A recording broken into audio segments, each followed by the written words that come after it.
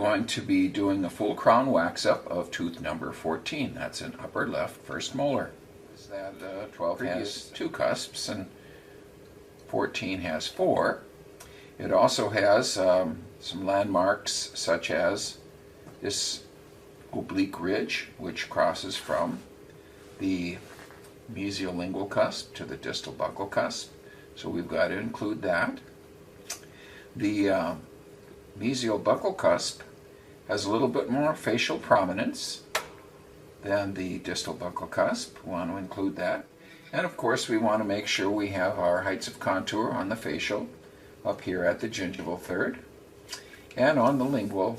And I always look from different aspects just to see where those heights of contour are when I'm doing my waxing. Initially I always have your bench cover with butcher paper. Get your no flame plugged in and ready to go. The 3 instruments I'm going to be using are the 3 instruments that we've used before. That is the wax spatula, the Hollenbeck carver, and the PKT number 1. And we'll put in the prepped tooth, and we can see from this just how much wax we have to be adding interproximally to close the contacts. And from the lingual and buccal aspects, heat up our spoon end and start doing our substrate covering of the tooth. Once again, I'd recommend tilting it downward so the wax doesn't run up onto your root of your ivorine prepped tooth. Try not to get your spoon excavator too hot in the no flame, or otherwise the wax gets too hot and runs all over the place. So just quickly go in and out of the no flame, and that should be hot enough. But you want to cover your whole tooth up with wax. As one area is cooling, turn it, rotate it, and add some more wax to another area. Wait till your wax cools a little bit before you put it on so it doesn't run all over. It'll stay in one place, especially as we place it into our area. Now, what we're going to do is visualize where we want to have our cusp tips be. One thing we want to be considering is keeping all of our lingual cusps pretty much in line as they navigate the arch here. So we want to have our 2 lingual cusps in line with the lingual cusps of number 13 and 15. We want our buccal cusps to be pretty much in line with those of number 13 and 15.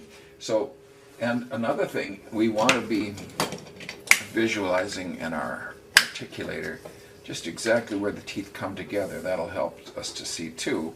So if we're looking over here on this side, we're seeing that this mesial buccal cusp pretty much lines up with the buccal groove of the lower first molar, and the distal buccal cusp is right around back here. And we can once again do the same thing on this side. We can take the tooth out, put in your ivorine tooth, check the occlusion. Once again, what we're shooting for now is to have our buccal cusps line up pretty much with the lower buccal groove, and the distal cusp right back here. And as far as those lingual cusps go, you need to know that this big mesial lingual cusp is going to occlude. And if you look closely, because the oblique ridge crosses this area, it pretty much creates a much larger mesial lingual cusp than distal lingual cusp. Cool. And now we'll start adding our cusp tips, our cones, our wax cones. And we're going to be placing this mesiolingual cusp cone right here. And I would recommend using the technique where you anchor your hand with your third finger rest, of course. Look for the spot where you want it to go and pull it upward on the wax and just hold it there while it cools. If you just add wax, it tends to want to slump and come down. But if you place the wax and you draw it up and hold it there while it cools, now we're building our mesial lingual cusp tip right here into a wax cone that's extending up into this area. Now, I'm going to line it up in the articulator, close it together, and just visualize again. You can see just where your mesial lingual cusp tip is encountering or contacting your lower first molar in that central groove. And I'm closing down and I'm seeing I'm just about in contact there. So I'm feeling good about how that cusp tip looks, that cone. We'll do the other ones the same way. We're going to be adding one on the distal lingual cusp so that it lines up with the other cusps in the area. It'll be in about the same position as this second molar right here. I often visualize the second molar as being, about 3/4 the size of the first molar. So this second molar is a good model to look at too as I'm doing my wax up in my occlusal anatomy. Okay, so what we've done is continue to add wax or pull wax up with our instruments in each of the 4 positions that we want our 4 cusps to be. And I've just built these cusps up to the level now where when I'm closing together, I am seeing that my buccal cusp is lining up with the mesial buccal cusp into this buccal groove. Distal buccal cusp is coming right back here, similar to the second molar. And I've created these cusp lengths so they're just about the same length as the adjacent teeth. I'll close the contact between the interproximal areas. So I'm going to take the tooth out. I'm going to add wax enough so that it will close the space. I'll place it back in. I'll have enough wax that it'll push excess wax out the side that I can carve off on both the mesial and distal sides. And that will ensure me that I've got a good tight contact on the mesial and distal. Once again, it's an auto fail when we do our wax ups if we have any space or light that can show through our contact areas. So we want to, at all costs, have a nice tight contact between the mesial and distal interproximal areas. So we've got a good tight contact now on the mesial and distal side. We're not going to change that at all. We're going to leave that just as it is. What do we need to incorporate in our anatomy now to make number 14 look like a little larger tooth than number 15? Well, I'm going to add wax between the mesial lingual cusp and distal buccal cusp to build up this oblique ridge between the 2 cusps. Okay, that's closed now. Let's add some triangular ridges. That is, this is a little raised or convex triangular ridge. I'll add some wax from the tip down into the central groove, and that'll build up that little triangular ridge there from that cusp tip down into the central groove area of the tooth. And I think I'll build up my mesial and distal marginal ridges too. Very important that these marginal ridges, interproximal areas, these marginal ridges are at the same height as the adjacent tooth. I don't want them too high, I don't want them too low, I want them even with the adjacent tooth. So build up just enough wax that they're very, very slightly higher than the adjacent tooth. So we've got a little excess wax to carve away as we're finishing our interproximal marginal ridges. My occlusion is shaping up pretty well. What I'll want to do now is put it back in the articulator. Check the occlusion by closing together. Typically, I'll use some of the wax powder and a little paintbrush to paint on the occlusal surface, and that will show me where my contact areas are between my upper and lower teeth. I need to have my height of contour right here in the buccal third of the tooth, and it's I'm a little deficient, so I'm going to have to add a little bit more wax in that area. And I'll do that. So from the buccal aspect now, I've created my height of contour and the gingival third. Let's look at the lingual aspect. So look right down the corridor and match it up with all of the molars and premolars. Make sure your height of contour is right in the middle third as well as the rest of those teeth. Now I'm looking at the interproximal or embrasure areas, and as we've done before with our other wax-ups, we want to have our embrasure space the same for our mesial and distal sides as it is for the other teeth adjacent to it, and particularly for the tooth on the contralateral side. So let's create our embrasure space to be the same. I'm looking at my contact areas, they're still tight, but now I've closed that embrasure space on both sides. I'll probably add just a little bit more wax in time, but now that looks so much better. All right. What I'm going to do from here now is to continue with my occlusal anatomy, do some carving. I like to do the carving with the Hollenbeck at this point, and I'll actually put it into the adjacent tooth and just feel how it rises and falls along this triangular ridge of the second molar, because I basically want to carve the same thing into my first molar.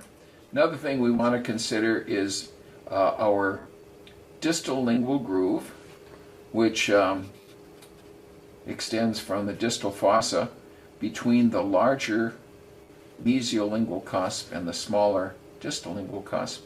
So we'll carve that between these two areas. And as we're doing that, we do a combination of carving and burnishing. That is, I want to be using the edge of this tooth to frequently clean off your instruments with gauze. It just helps to have a clean instrument when you're working. We want to use the edge of the instrument, the carving edge, to carve away, but then the flat part of the instrument to be burnishing. So I'm doing it on my thumbnail just to show you the action that I create. I go from cutting edge to the flat edge, and I kind of stay somewhere in between. So I'm doing a combination of slight carving, but also slight burnishing. So I'm doing some slight carving, but then I'm also flattening or burnishing the tooth at the same time. So I'm creating a nice smooth surface on the wax. If you just use the cutting edge, you tend to get a sharp or corrugated surface that has a lot of little ripples or sharp little ridges. We don't want that. So if I can efficiently carve and burnish at the same time, I can create a carved area and still make it nice and smooth. Now let's go back to our occlusal scheme. It's still a little bit ambiguous. We don't have enough carving going on here, so we're going to be doing that a little bit more. Just to see where our occlusion is, take some of the wax, don't need a lot. Powder the surface, just like this. And close the teeth together. And where the powder is displaced is where we will have occlusion. Right now we've got occlusion right here, on this spot right here. I want to have maybe just a little occlusion there. So I'm going to take my Hollenbeck carver and just carve a little bit more into my central groove, and that will lower the occlusion in that spot just a little bit. And I'll also go into excursive movements from side to side. It'll just help me to see where my occlusion is between my maxillary and mandibular molar. Back there it is. Now you're seeing into the occlusal surface, and we've carved the central groove. We've carved into the mesial fossa. We've extended into this buccal groove area, and back here we've extended the central groove over oblique ridge back into our distal groove area, which will be a little bit deeper. Final touch-ups now, as far as we'll check our occlusion. We don't want to be too high in occlusion. So let's. Now, one last thing we like to do is there's a little embrasure space, occlusal embrasure space, and I like to use the tip of this Hollenbeck to go through the interproximal space just like this. And what that'll do is create a little bit of a V between the two teeth. Finally, let's take the tooth out and look all around the base. I've got a little excess wax right down here. Let's use the edge of the Hollenbeck, place it against the Ivorine, and just scrape off that excess wax so we've got a nice clean margin between your Ivorine and your tooth. You can do a combination when all is said and done, and you've done your final polishing. After you've done your pantyhose, if you see you've got a little minor ripple or two, just go back in, and from here, rather than using the big PKT one, but I only use these small instruments for right at the very end if I've got just a small little wrinkle in the tooth that I need to go in and out real quickly, let it cool, maybe come back and use the round end of your instrument just to rub or burnish a little bit more. And then I would like to use my microweave cloth from there and just do a little bit more microweaving, and we should get a nice little result like this. If you want to use a Q-tip with a little soap, should get a nice smooth finish like this all the way around. What we're looking for in our primary landmarks in our final wax up is the prominent mesiolingual cusp, about twice as big as the distal lingual cusp, fairly prominent mesiofacial line angle and prominence up here. We're looking for this oblique ridge that extends between the two, and we want to make sure that our marginal ridges are even with each other. Finally, clean off your Typodont from any little specks of excess wax. And that's what your final result should look like.